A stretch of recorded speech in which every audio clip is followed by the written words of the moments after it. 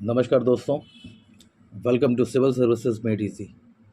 जैसा कि हम सब लोगों को पता है कि आर ओ का एग्ज़ाम एकदम नज़दीक आ गया है। मात्र 20 दिन बचे हुए हैं। तो ऐसी कंडीशन में हमें आगे क्या करना चाहिए कि हमारा प्रीलिम्स क्लियर हो जाए, इस मैटर पे आज हम बात करेंगे। बट आगे बढ़ने से पहले अगर आप चैनल पर पहली बार आए हैं तो काइंडली इसे सब्सक्राइब करें, जिससे कि इस टाइप के और भी ज़्यादा इन्फॉर्मेटिव वीडियोज़ आप तक पहुँचते रहें।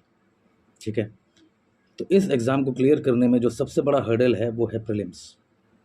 अब प्रीलिम्स में देखिए 200 क्वेश्चन आने वाले हैं, जिसमें से 60 क्वेश्चन हिंदी के होंगे और 140 क्वेश्चन जीएस प्लस रीजनिंग के होंगे। तो यहाँ पे आपको सिर्फ क्वालिफाई करना है। प्रीलिम्स जो है वो मेरिट डिसाइड नहीं करता है। तो जब मेरिट डिसाइड नहीं करता है तो सिर्फ इसे क्वालिफाई ही कर लेना हमारा टारगेट होना चाहिए। तो इसे क्वालिफाई करने के लिए 200 में से 145 क्वेश्चन का हमें टारगेट बनाना है और लगभग 135 तक हमें सही करना पड़ेगा 1/3 निगेटिव मार्किंग के साथ, जिससे कि प्रीलिम्स क्लियर होने में कोई दिक्कत ना आए। ये अलग बात है कि प्रीलिम्स को जानबूझकर आयोग टफ बनाता है, क्योंकि एक फ़िल्टरेशन प्रोसेस है। तो यहाँ पे आयोग चाहता है कि जितने भी नॉन सीरियस कैंडिडेट्स हैं वो पहले ही बाहर हो जाएं।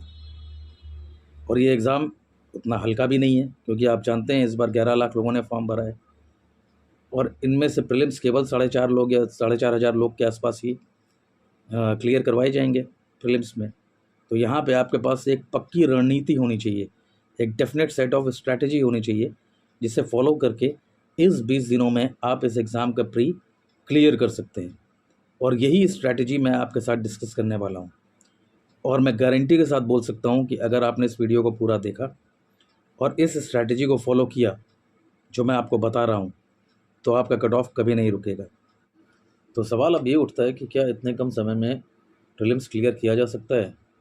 तो जवाब है हाँ, बहुत आसानी से क्लियर किया जा सकता है, बट इसके लिए अगले 20 दिन तक ज़बरदस्त मेहनत करने की ज़रूरत है। मतलब अपना 100% एफर्ट आपको इसमें लगाना होगा, कोई टाइम वेस्ट करना नहीं होगा। वेस्ट करने के लिए टाइम अब आपके पास है ही नहीं। तो किसी भी तरह का कोई टेंशन, कोई डिप्रेशन, एंग्जाइटी, इन सब चीज़ों से आपको दूर रहना है। एंग्जाइटी और डिप्रेशन या टेंशन, ये सारी चीज़ें क्या करती हैं? परफॉर्मेंस को डाउन कर देती हैं। तो इस स्टेज पे अगर आप चाह रहे हैं कि आपका प्रीलिम्स क्लियर हो, तो कूल माइंड के साथ मैक्सिमम टाइम आपको पढ़ाई पर देना होगा। मैक्सिमम टाइम से मतलब है हर दिन के हिसाब से कम आपको 10 से 12 घंटे, या इनफैक्ट मैं बोलूँ तो 12 से 14 घंटे के आसपास आपको पढ़ाई के लिए निकालना ही होगा। अब इसमें देखिए एक चीज़ है, 12 से 14 घंटा आदमी बोलेगा कि कैसे पढ़ाई करी जा सकती है। तो भैया यहाँ लोग करते हैं, जिन्हें निकालना होता है वो करते हैं और आपको भी करना पड़ेगा। अब डिफरेंस सिर्फ इतना है कि 12 से 14 घंटे कोई लगातार पढ़ाई नहीं कर सकता है, या एक ही सब्जेक्ट 2 सब्जेक्ट में घिसने से कोई फ़ायदा नहीं है। तो इसके लिए आपको करना क्या है? 7 से 8 घंटे आपको रिविजन्स मारने हैं, जो नई चीज़ें हैं वो आपको पढ़नी है, और 4 से 5 घंटे आपको प्रैक्टिस सेट्स लगाने हैं। प्रैक्टिस बहुत इंपॉर्टेंट है, क्योंकि जिस एग्ज़ाम के लिए आप जा रहे हैं वो कोई हल्का एग्ज़ाम नहीं है। ये यूपी का one of the toughest exam है, और इस एग्ज़ाम में अगर आपको सफल होना है तो practice is a must. Because देखिए आप एक लड़ाई पे जा रहे हैं, और लड़ाई में जाने से पहले अगर आप अपने औज़ार पे धार नहीं दे रहे हैं तो obviously you can not beat the exam. एक इंग्लिश की कहावत है ना, the more you sweat in peace the less you bleed in war. तो मुद्दा यही है, अगर आप यहाँ प्रैक्टिस करके जाएंगे तो एग्ज़ाम में आपको कोई समस्या नहीं आएगी, आप आराम से चीज़ों को सॉल्व कर पाएंगे, राइट। तो किसी भी कीमत पे आप 10 से 12 घंटे पढ़ने का प्रयास करें, जिसमें से 8 घंटे आप अपनी पढ़ाई करें और 4 से 5 घंटे प्रैक्टिस पे दें, क्योंकि प्रैक्टिस के बिना कुछ भी नहीं होने वाला है। ठीक है, अगर आप ऐसे करते हैं तो किसी भी तरह से मुझे नहीं लगता कि ये आर ओ का कट ऑफ निकालना कोई बहुत टफ काम है। 20 दिन बहुत हैं। अगर मेरी बताई स्ट्रैटेजी पे आप करेंगे तो 100% आप प्रीलिम्स निकाल सकते हैं, उसमें कोई दिक्कत नहीं है।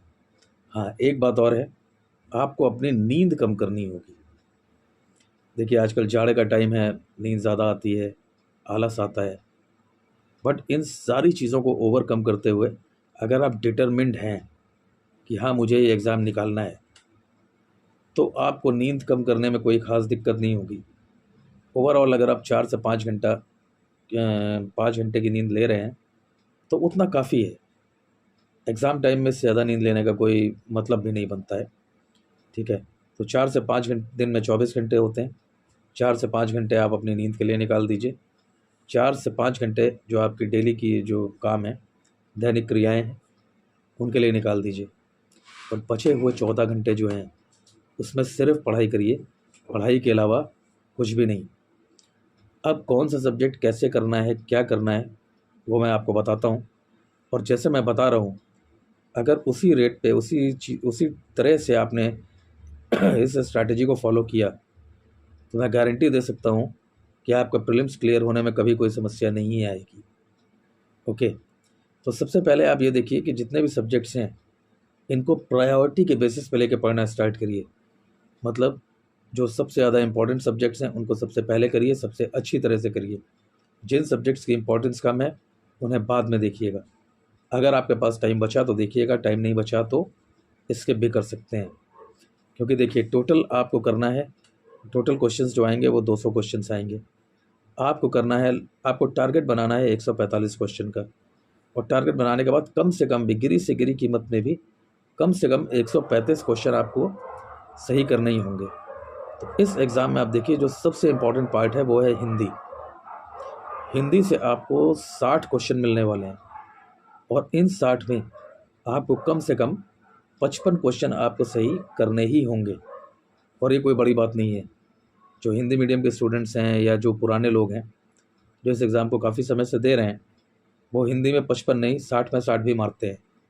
तो 60 में 60 मारना कोई बहुत बड़ी बात नहीं है। इसीलिए मैं कह रहा हूँ कम से कम 55 क्वेश्चन, 54 क्वेश्चन, 55 क्वेश्चन इस रेंज में आपको आना ही पड़ेगा। अब देखिए इसे करने के लिए आपको कोई पापा वीडियो, मम्मी वीडियो ये सब देखने की ज़रूरत नहीं है। ये सब इंटरनेट पे लोग बेवकूफ़ बनाते हैं, अपनी चीज़ों को प्रोपेगेट करते हैं। पहले पापा वीडियो दिखाएंगे, फिर बोलेंगे पेड कोर्स ज्वाइन करिए। तो इन सब चीज़ों का कोई मतलब नहीं है। मैं आपको बता रहा हूँ, आप सीधे हरदेव बाहरी उठाइए या वासुदेव नंदन प्रसाद उठाइए और उसमें जितनी चीज़ें दी हुई हैं सिलेबस के हिसाब से अगर आप उन्हें कवर करते हैं तो मैं गारंटी दे सकता हूँ उसके बाहर कुछ भी नहीं जाएगा। तो फालतू में पापा वीडियो, मम्मी वीडियो देखने में 17-18 घंटे वेस्ट मत करिए। इस समय उतना समय नहीं है आपके पास, ठीक है। राइट। सो हिंदी बिकम्स मोस्ट इम्पॉर्टेंट। क्योंकि रीज़न क्या है कि हिंदी जो है आपके टोटल का लगभग 30% एरिया कवर कर रहा है, वेटेज 30% का है, ठीक है। तो अब 30% का मतलब ये हुआ कि अगर आप 8 घंटे की पढ़ाई कर रहे हैं पर डे, मतलब प्रैक्टिस वाले सेक्शन को छोड़ के अगर आप 8 घंटे की पढ़ाई कर रहे हैं तो इन 8 घंटों में से कम 1 या 1.5 घंटा आप हिंदी को देना चालू कर दीजिए पर डे के हिसाब से। क्योंकि हिंदी में देखिए कुछ नया नहीं होने वाला है, कुछ कॉम्प्लेक्स चीज़ें भी नहीं आने वाली हैं। जो चीज़ें हैं सिर्फ आपको रटी होनी चाहिए, आपको याद होनी चाहिए। अब पर्यायवाची, विलोम, इनमें क्या चेंज कर लेंगे, तद्भव तत्सम में क्या चेंज कर लेंगे, मुहावरे और लोकोक्तियाँ हैं जो इनका एक प्री डिफाइंड सेट है, आपको उसे फॉलो करना है, ठीक है। तो इन सारी चीज़ों को हरदेव बाहरी ने और वासुदेव नंदन प्रसाद ने दोनों ने बहुत अच्छी तरह से कवर किया हुआ है। तो अगर इन्हें आप उठा के कायदे से कर ले जाते हैं तो मुझे नहीं लगता कि कोई भी क्वेश्चन इसके बाहर जाने वाला है, ठीक है। तो अगर आप 60 में से 55 क्वेश्चन कर ले गए तो 55 क्वेश्चन तो आपके यहीं से बन गए, ठीक है। अब इसके बाद जो नेक्स्ट सबसे इम्पॉर्टेंट चीज़ आती है वो है आपका करंट अफेयर्स। करंट अफेयर्स से लगभग आपको 25 से 35 क्वेश्चन मिलेंगे। और ये करंट अफेयर्स करने का सबसे अच्छा तरीका ये है कि आप कोई भी अगर मंथली मैगजीन फॉलो कर रहे हैं, ठीक है, चाहे आपने क्रॉनिकल करी हो या दृष्टि की करी हो या ई दृष्टि फॉलो कर रहे हो, तो आप अगर मंथली 1 साल का अगर आप करंट अफेयर्स कवर किए हुए हैं तो मुझे नहीं लगता करंट उसके बाहर कुछ जाने वाला है। क्योंकि करंट तो सेम रहेगा, अब चाहे वो आपको पापा वीडियो में मिले या क्रॉनिकल मैगजीन में मिले या दृष्टि की मैगजीन में मिले, करंट सेम रहने वाला है। जो करंट इवेंट्स हुए हैं वो वही रहेंगे, उसके अंदर के जो फैक्ट्स हैं वो भी वही रहेंगे। तो इसलिए उसमें कोई चेंज होने की बात नहीं है। अगर आपने 12 महीने की करंट अफेयर्स की मैगजीन पढ़ी है, करंट आपसे छूट के नहीं जाएगा। और अगर आपने नहीं पढ़ी है तो कम से कम लेटेस्ट 6 महीने की चीज़ें ज़रूर कवर कर लें। और कुछ भी नहीं, अगर डिटेल में नहीं जा सकते हैं तो कम से कम मैगज़ीन में या हेडलाइंस ही देख के चले जाएँ। मैगज़ीन में बहुत सारे क्वेश्चन तो सिर्फ हेडलाइंस से ही आपको मिल जाएंगे, ठीक है। इसके अलावा अगर आप मैगज़ीन्स कवर करने में आपको समस्या आ रही है, कोई दिक्कत हो रही है, तो एक वेबसाइट है gktoday.in। वो बहुत अच्छी वेबसाइट है और मैंने पर्सनली देखा है, आप भी चाहे तो उठा के देख सकते हैं। जो उसमें 5 क्विज़ पर डे दी जाती है, उस क्विज़ को अगर आप फॉलो करें तो एक दिन में 5 या 6 क्वेश्चन आते हैं, 5 क्वेश्चन आते हैं, तो महीने के 150 क्वेश्चन हो गए, ठीक है। और अगर आपने 6 महीने का कवर किया तो 900 क्वेश्चन हो गए, साल भर का किया तो लगभग 1800 क्वेश्चन हो गए। 1800 क्वेश्चन अगर आप प्रैक्टिस करके जा रहे हैं तो 1800 में से 30 क्वेश्चन आपके डेफिनेटली वहाँ पे फंस जाने वाले हैं, कोई दिक्कत नहीं होगी। तो नेक्स्ट इंपॉर्टेंट चीज़ है करंट अफेयर्स, जिसमें 25 से 35 क्वेश्चन आपको मिलेंगे और जो आपको एज इट इज़ पूरे में पूरे आप कर सकते हैं, कर पाएंगे, कोई दिक्कत नहीं होगी, ठीक है। नेक्स्ट इम्पॉर्टेंट थिंग जो है इस एग्ज़ाम के लिए वो है इकोनॉमिक सर्वे और बजट। अब इकोनॉमिक सर्वे और बजट में देखिए, इकोनॉमिक सर्वे आता है आपका 31 जनवरी को और जो बजट आएगा वो 1 फरवरी को आएगा। RO ARO का एग्ज़ाम है आपका 12 तारीख को। तो जाहिर सी बात है कि RO ARO का जो पेपर है आयोग ने 20 दिन पहले ही फाइनल कर लिया होगा। तो अगर आयोग ने 20 दिन पहले पेपर बना लिया है तो ये जो इकोनॉमिक सर्वे और बजट आएगा, क्वेश्चंस इसमें से नहीं बनेंगे। बट हाँ, जो पिछले साल वाला इकोनॉमिक सर्वे और बजट है, क्वेश्चन उनमें से ज़रूर बनेंगे, ठीक है। तो उन क्वेश्चंस के लिए आप थोड़ा सा पिछली बार का इकोनॉमिक सर्वे और बजट देख लीजिएगा, उसमें से गवर्नमेंट स्कीम, फाइनेंसेस, ये सारी चीज़ें उसमें से देख लेंगे तो 5 से 6 क्वेश्चन आपको वहाँ से मिल ही जाएंगे। तो टोटल कितने हो गए? 55 क्वेश्चन आपको मिल गए हिंदी से, 35 क्वेश्चन आपको यहाँ से मिल गए, तो 55 + 35 90 क्वेश्चन हो गए। अब इसके बाद जो नेक्स्ट टॉपिक आपको पकड़ना है वो है मिसलेनियस जीके वाला, ठीक है। ये टॉपिक ऐसा है कि जिससे आप बहुत कम समय में बहुत तेज़ी से कवर कर सकते हैं और नंबर ऑफ क्वेश्चंस भी आपको अच्छे खासे यहाँ से मिलेंगे। इसमें क्या क्या आता है मिसलेनियस में? जैसे आपका सेंसस हो गया, अर्बनाइजेशन हो गया, एग्रीकल्चर हो गया, तो इस टाइप की चीज़ें जो है मिसलेनियस में आती हैं और इन चीज़ों को मिलाने के बाद लगभग 20 क्वेश्चन आपको यहाँ से मिल ही जाएंगे, ठीक है। और इसे कवर करने में आपको ज़्यादा समय भी नहीं लगेगा। अगर 4 से 5 दिन कायदे से इसके ऊपर पढ़ाई कर लेंगे तो आपकी ये सारी चीज़ें कवर हो जानी हैं। तो अभी तक जितनी चीज़ें हमने डिस्कस करी उसमें से लगभग देखिए 55 क्वेश्चन हिंदी से आ गए, 35 क्वेश्चन आ गए आपके करंट अफेयर्स से, तो 55 और 35 हो गया 90, 20 क्वेश्चन आपको मिल गए यहाँ से मिसलेनियस से, तो 90 और 20 110, लगभग 110-115 क्वेश्चन आपको सिर्फ इतने पोर्शन से ही मिल जा रहे हैं। अब इसके बाद देखिए नेक्स्ट जो है वो ज्योग्राफी एक बहुत इंपॉर्टेंट टॉपिक है और लगभग 20 से 25 क्वेश्चन के आसपास में आपको ज्योग्राफी से मिल जाएगा। तो अब ज्योग्राफी में भी आपको करना क्या है, जहाँ से भी आपने बेसिक्स पढ़े होंगे अपने नोट्स को रिवीजन करिए और उन नोट्स के रिवीजन करने के बाद इसके PYQ सॉल्व करिए, स्पेशली घटना चक्र को इग्नोर नहीं करना है।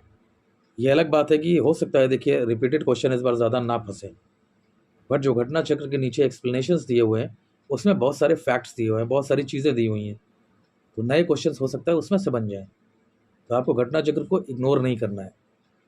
और जहाँ तक बात ज्योग्राफी की है, तो ज्योग्राफी में भी मैं यही बोलूँगा कि पापा वीडियो में अपना टाइम वेस्ट ना करें, सीधे परीक्षा वाणी की एक बुक आती है, उसमें फैक्ट्स और इन्फॉर्मेशंस का भंडार है। जो बॉक्स बना के जो चीज़ें दी हुई हैं केवल आप उसको ही पढ़ लें, मैं गारंटी देता हूँ क्वेश्चन वहाँ से आपके ज्योग्राफी के फंस जाएंगे, एक भी चीज़ उसके बाहर नहीं जाएगी, ठीक है। तो ये हो गया आपका ज्योग्राफी वाला पोर्शन। एनवायरनमेंट इकोलॉजी अगर आपने हल्का फुल्का भी फंसा है तो 4-5 क्वेश्चन आप कर लेंगे क्योंकि लगभग एक या दो क्वेश्चन आपके पॉल्यूशन पे बनेगा ही बनेगा, वो अवेयरनेस है, कॉमन थिंग है, सबको पता होती है, ठीक है। इसके साथ साथ एक चीज़ और देख लीजिएगा, इंडेक्सेस। साल भर में जितनी भी रिपोर्ट्स आई और जिनके इंडेक्सेस आते हैं ना, इंडेक्सेस, उन इंडेक्सेस में इंडिया की क्या रैंक है और नंबर 1 पे कौन है, अगर आपने इतना देख लिया तो 1 या 2 प्रश्न आपके वहाँ से फंस जाएंगे। हिस्ट्री वाले पोर्शन में आपको ज़्यादा ध्यान देना है मॉडर्न हिस्ट्री पे। मॉडर्न हिस्ट्री कहाँ से कहाँ तक? मॉडर्न हिस्ट्री स्टार्ट होती है 1707 से लेके 1947 तक। 1707 क्यों? क्योंकि 1707 में औरंगज़ेब की डेथ हुई थी और औरंगज़ेब की डेथ से ही decline of Mughal empire start होता है। तो डिक्लाइन ऑफ मुगल एम्पायर से ही मॉडर्न को हम पकड़ेंगे। तो 1707 से लेके अगर आपने 1947 तक के इवेंट्स देखे हैं और उनकी क्रोनोलॉजी देख रखी है तो हिस्ट्री के मोस्ट ऑफ द क्वेश्चंस आपके एज इट इज़ फंस जाएंगे। तो बताने का पर्पज़ ये है कि ये 20 दिनों में आप बहुत आराम से इस कट ऑफ को क्लियर कर सकते हैं, कोई समस्या नहीं होगी। बट कंडीशन एक ही है, मेहनत करनी पड़ेगी, दिन रात मेहनत करनी पड़ेगी। यहाँ पे इम्पॉर्टेंट देखिए, आप कितने इंटेलिजेंट हैं ये यहाँ पे मैटर नहीं करेगा, बट यहाँ पे आपकी डिलीजेंसी मैटर करेगी, that how diligent you are. ठीक है, बिकॉज ये एग्ज़ाम ही ऐसा है, यहाँ पे इंटेलिजेंस से ज़्यादा डिलीजेंस की ज़रूरत पड़ती है। यहाँ फैक्ट्स आते हैं या इन्फॉर्मेशन पूछी जाती है, इस एग्ज़ाम का एक अलग फ्लेवर है, तो उस फ्लेवर के हिसाब से आपको अपने आप को सेट करना होगा। तो 20 दिन बचे हुए हैं, आराम से हो सकती हैं चीज़ें, कोई समस्या की बात नहीं है, किसी तरह से कोई दिक्कत की बात नहीं है। बस आपको डिटरमिनेंट होना चाहिए, विल पावर स्ट्रॉन्ग रखिए, एंग्जाइटी से बचिए, थोड़ा कम सोइए 20 दिन के लिए। एग्ज़ाम क्लियर हो जाएगा तो फिर आराम से सो सकते हैं। ठीक है, so all the best for the coming exam. अगर किसी को कोई क्वेरी हो, कोई दिक्कत हो, अगर कोई डाउट हो, कन्फ्यूज़न हो, ना समझ में आ रहा हो, तो काइंडली हमें मैसेज करें, हम ज़रूर उसका जवाब देंगे आपको। Thank you.